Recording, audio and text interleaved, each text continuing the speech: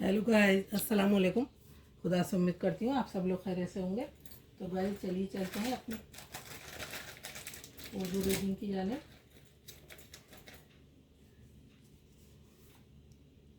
उर्दू लिपि के वर्णों के चारों रूप आज हम आपको थोड़ा शुरू से सिखाएंगे। उर्दू लिपि के वर्णों के चारों रूप एक तालिका में किताब के अंत में संदर्भ के तौर पर दे दिए गए हैं। स्वर उर्दू में दीर्घ स्वर अलिफ, अलिफ, अलिफ मद, आ, वाव, वाव ये आगे छोटी ए,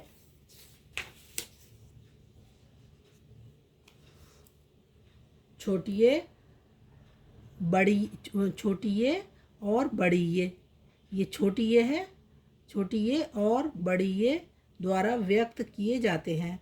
शब्द आरंभ में अलिफ के ऊपर लगाए जाने वाला मद दीर्घ बड़ा आ का सूचक है।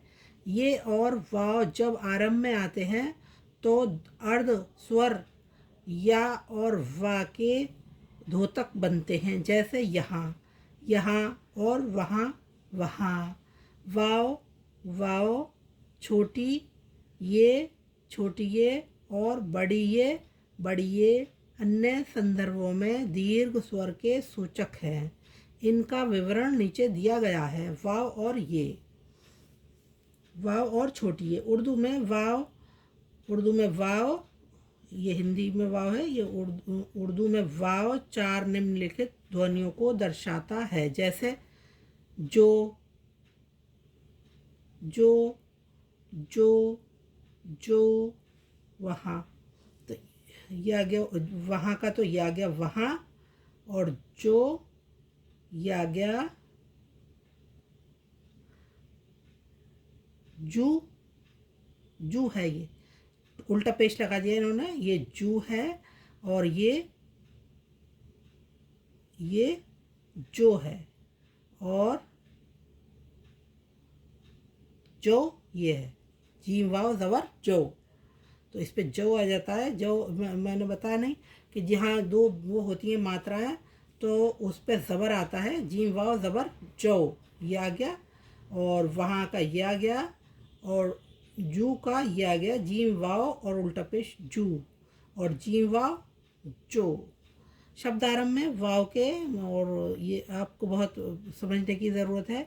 जो लोग हिंदी पढ़े हुए होते हैं और उर्दू पढ़ना चाहते हैं तो आपकी उर्दू बहुत अच्छी हो जाएगी। शब्द आरंभ में वाव के, वाव ये की तरह अर्ध स्वर के रूप में आता है, जैसे शब्द वहाँ, वहाँ में, परंतु शब्द के मध्य और अंत में वाव तीन दीर्घ स्वरों का प्रतीक होता है, जैसे छोटा ओ, बड़ा ऊ, अथवा बड़ा ओ दीर्घ बड़ा ऊ की ध्वनि व्यक्त करने के लिए वाव को उल्टे पेश या वाव पे उल्टा पेश के साथ दर्शाया जाता है।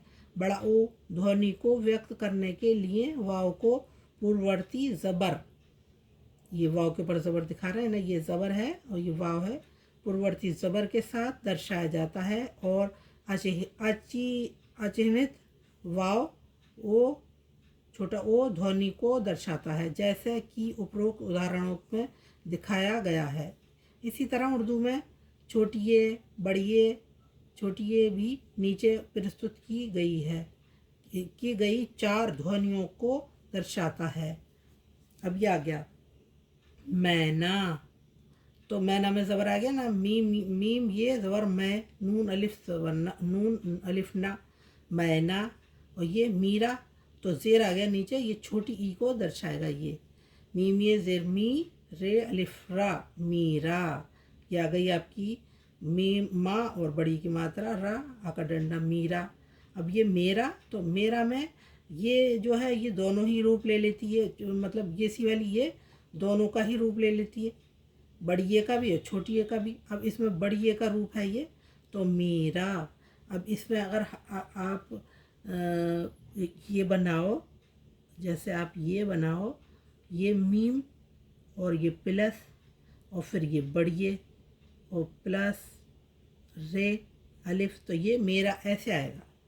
फिर इसको हम बनाएंगे, इसकी शक्ल ये बदल के ये आ जाएगी छोटी वो, तो सॉरी, ये आ जाएगी ये मेरा।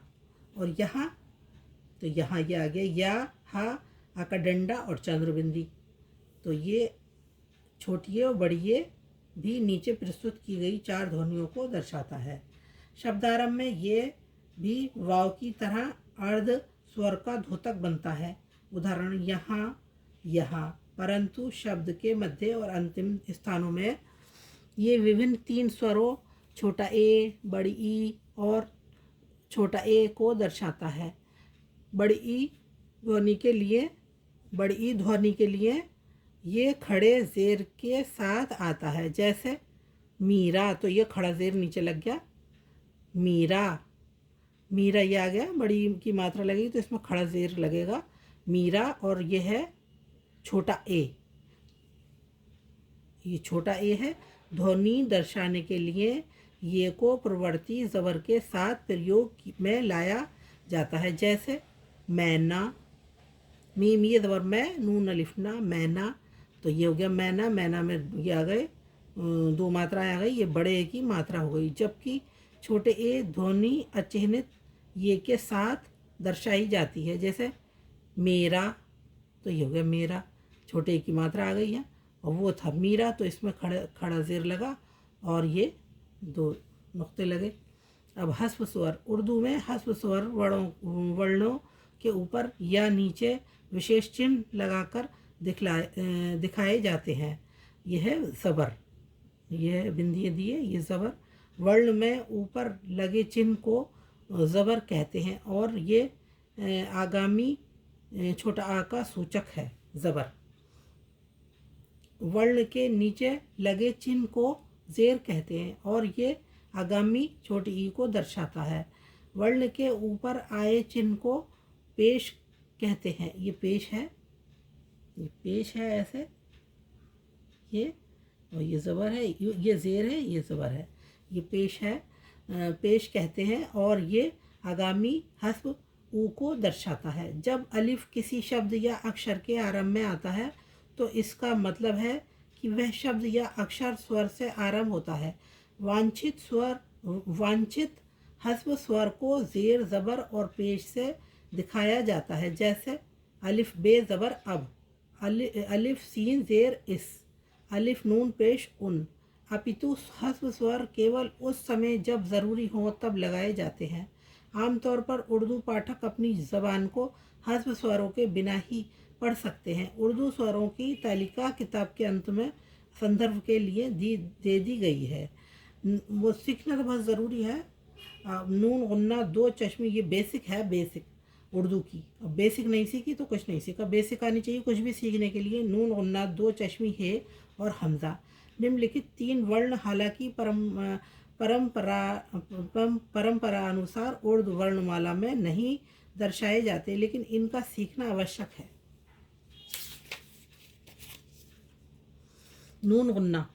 नून गुन्ना अर्थात बिना नुक्ते का नून स्वर की अनुनासिकता का सूचक है, जैसे जाऊं, जाऊं। अपितु शब्द के मध्य में अनुनासिकता पूरे नून से दर्शाई जाती है, अर्थात नुक्ते के साथ, जैसे ऊँट। तो ये भी नून गुन्ना ही है, लेकिन ये अब ऊँट में हम ऊँट जैसे चंद्रबिंदी की तरह आवाज़ निकालते हैं, वहाँ आ, ए, ऊ, तो ये जो है नून गुन्ना की आवाज़ जब निकलती है तो आ, ए, ऊ, अंग, उसमें लगता है ये नून गुन्ना। अब इसमें भी इसे भी नून गुन्ना ही बोलेंगे, ऊँट। तो इसमें छोटे जो ये तो अक्षर के बाद में आता है, लास्ट में, तो ये रूप ले लेता है। इसमें बिंदी नहीं लगती, ये नून गुन्ना।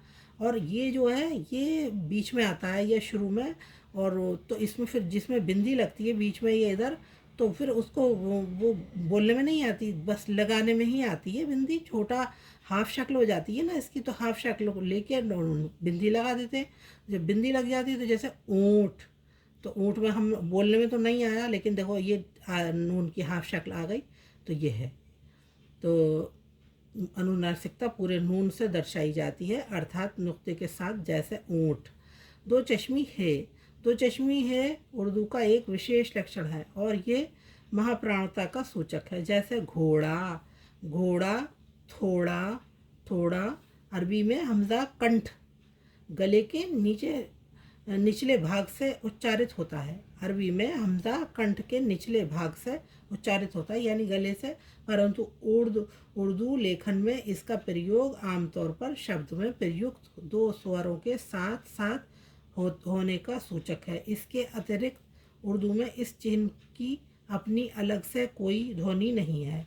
द्विक आदि चिन्ह निम्नलिखित वर्ण उर्दू की एक ही ध्वनि के सूचक हैं। ते, ते और तोय, तोय दोनों ता ध्वनि के सूचक हैं। से, सीन, सीन और स्वाद, स्वाद सा ध्वनि के सूचक हैं। छोटी है और बड़ी है मतलब दोनों हा ध्वनि के सूचक हैं। जाल, जाल, जे, ज़्वाद, ज़्वाद और ज़ोए, ज़ोए ये चारों ज़ा ध्वनि के सूचक हैं। एन, एन जो अरबी भाषा में कंठ के निचले भाग से उच्चारित संघर्षी व्यंजन है, उर्दू में आमतौर पर ये शब्दों के अन्य स्वरों के साथ मिलकर एक स्वर रूप में आता है। सामान्यतः ये स्वर वर्ण या स्वर सूचक के साथ विलय हो जाता है। जैसे प्रारंभ में औरत, तो ये आ गई औरत। इज्जत, इज्जत। मध्य में मालूम, मालूम मध्य मतलब बीच में जब आता है तो ये रूप ले लेता है। हमने बताया ये मालूम हो गया, तो मालूम, मालूम, मालूम। बाद, बाद भी इसी तरह से बनाएंगे आप। ये रूप ले लेता है इसका। तो ऐन का और गैन का हमने सिखाया भी है। ऐन का और ये गैन का रूप ये हो जाता है। गैन पे बिंदी लग जाती है, ऐन पे बिंदी नहीं लगती है। तो ये जब दो हर्फ के बीच में आता है तो इस तरह का रूप ले लेता है ये ऐन और गैन। तो ये है मालूम। बाद, बाद ये आ गया। शोला, शोला, तो इसमें भी ये सा रूप आएगा। शोला का अंत में का, खा, गा। अंत में जमा मौजू, मौजू। तो इसमें एन आएगा, लेकिन देखो बोलने में हम मौजू बोल रहे हैं लेकिन ये लगता है लास्ट में पूरा एन, मौजू। हे हा का धोतक है, परंतु बहुत सी स्थितियों में अंतिम स्थान में मंद रूप से उच्चारित होता है और हस्व स्वर का सूचक बन जाता है। उदाहरण ना, तो ये ना। पता, पता। बल्कि, बल्कि, तो ये तीनों में ये सचिन लगेगा, मत जैसा होता है, लेकिन इसे भी हा ही बोलते हैं। हा होता है, ये बोल रहे। हे हा का धोतक है, परंतु बहुत सी स्थितियों में अंतिम स्थान में मंद रूप से उच्चारित होता है और हस्व स्वर का सूचक बन जाता है। उदाहरण ना, पता।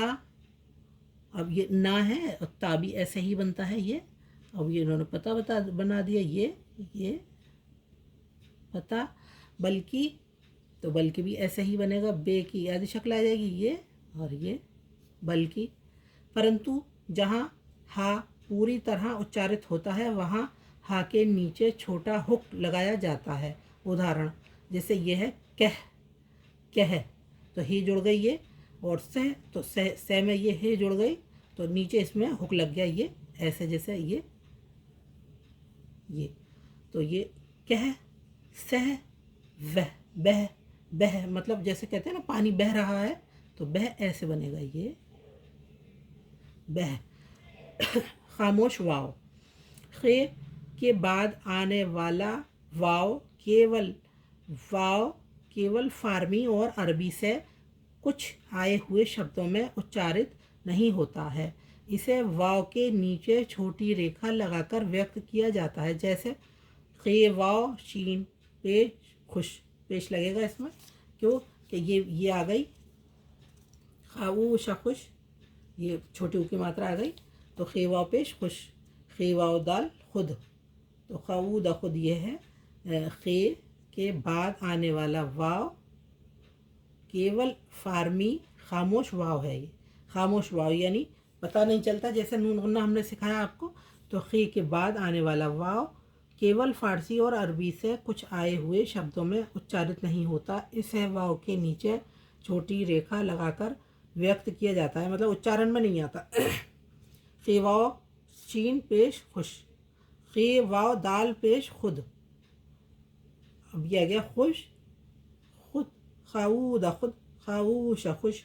और खुर्शीद तो खाऊ और खाऊ और रा खुर, और शाईद शीद बड़ी ई की मात्रा आ गई खुर्शीद, तो इसमें ये लग जाएगा खे वाव रे पेश खुर, ऐसे बोला जाएगा इसको। तो खे वाव रे पेश खुर, शीन ये जरशी खुर्शी और दाल खुर्शीद। खे वाव अलिफ ख्वा और बे ख्वाब, बोलने में नहीं आया तो इसको खामोश वाव कहते हैं। ऐसे हरूफ में मिलता है और बोलने में नहीं आता तो ये खामोश वाव हो गया। जैसे उसको नून गुन्ना बोलते हैं और लिखने में आता है, बोलने में नहीं आता। विशेष रूढ़ियाँ, शब्द आरंभ में छोटी है, छोटी है अलीफ, अलीफ को दोहरे हुक के साथ लिखा जाता है। उदाहरण हाथी, हाथी, हाथी।